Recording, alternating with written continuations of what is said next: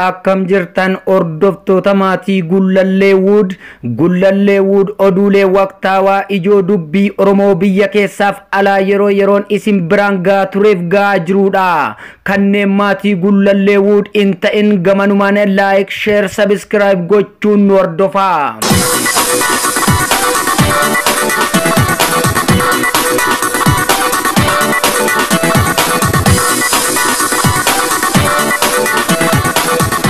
Breaking news 24/2021 Lita Shaggar Ambo Jibbata Godina Shawaa Lita Ana Jibbata Irreefi Gaachenni saba Oromoo Wobonzoonii giddu gala Lita Shaggar keessa sossou waraana weerartuu PP aleelee jira.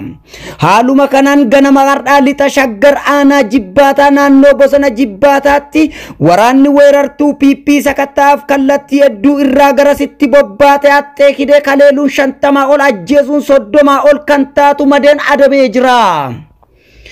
Kan madoofte ambulaansii 8 fi paatroolii 5 Amboo keessa dabartee Finfinnee galtee jirti. Meeshaalee waraanaa hedduus diinarraa booji'ameera. Oduu injifannoo waraana bilisummaa Oromoo zoonii kibbaa Cibbirraa Odaa Adoolaa. Irreefi Gaachenni ummata Oromoo Wobonzoonii kibbaa Koonyaa Gujiibaa keessa socho'u ganama kana godina Gujiibaa Aanaa Gooroo Doollaa ganda Balambal iddoo addaa Mazooraa jedhamutti kattee kiduun loltuu mootummaa gabroonfataa Koloneel Abiyyiin durfamtu irratti tankaarfii fudhateen patroolii 3 fi konkolaataa boottii tokko daaraa godhuu danda'ee jira. Suuraan ni dubbata leencichi irraa baroodaa oolee battalatti namni 10 yoo du'u namni 13 ta'u qaamuma isaanii irraa qulqulleeffachuu dandeenye jirra. Meeshaalee EKM 2 fi meeshaa garagaraa dabalatee qarshii 8,500 galii qabsoo godhuu danda'ee jira injifannoon uummata Oromootiif. Milishoonni godina Gujiibaa Wobonzoonii kibbaa sakatta'uu irratti akkaataa jedhameen osoo hubatamin keessatti sakattaa jettee ba'uun harka woboo seente kanneen daaroftee jirti daaratti ishii haa dabalu waaqni. Injifannoo Tongoo Wallagga dhiyaa ona Tongoo iddoo addaa Guunuu jedhamutti gootichi waraana bilisummaa Oromoo waraana diinaa woboo adamsuu baate irratti tankaarfii fudhateen konkolaataa oraalii 4 guutumatti barbadeessee jira. Odeessa Wobonzoonii giddu galaa ganama kardhaa aanaa ilfataa ganda hin dhaabuu sandiitti mooraa waraanaa seenuun tankaarfii fudhateen 3 booji'een mooraa loltuu PP barbadeesse.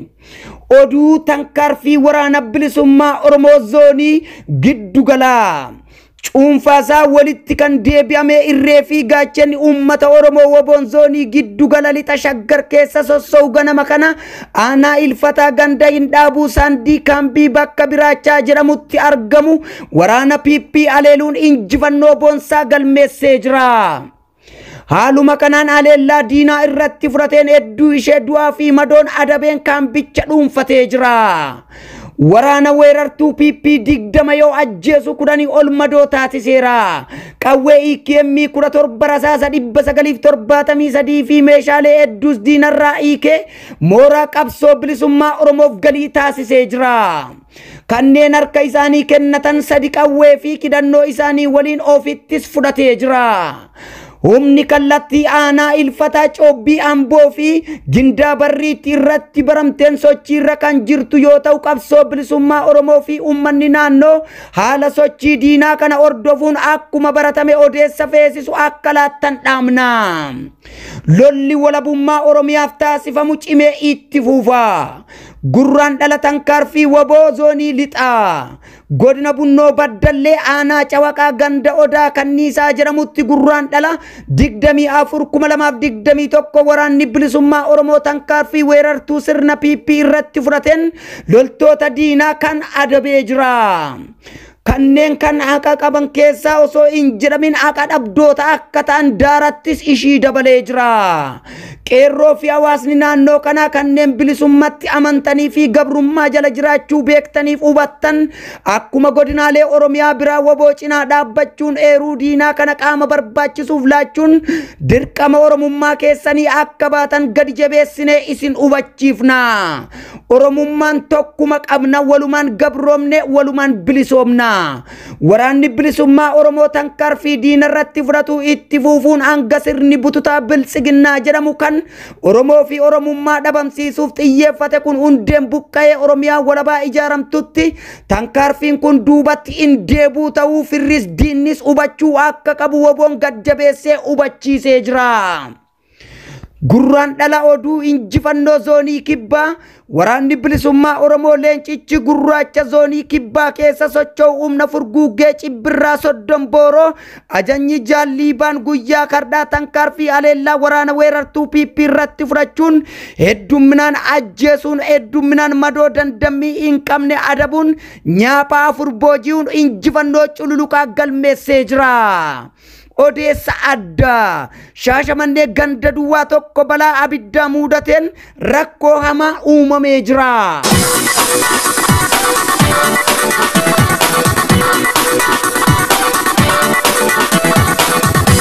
Leewud Gullalleewud oduulee waqtaawaa ijoo dubbii Oromoo biyya keessaaf alaa yeroon isin biraan gahaa jirudha. kanneen maatii Gullalleewud hin ta'in gamanumaan like share subscribe gochuun nu hordofaa.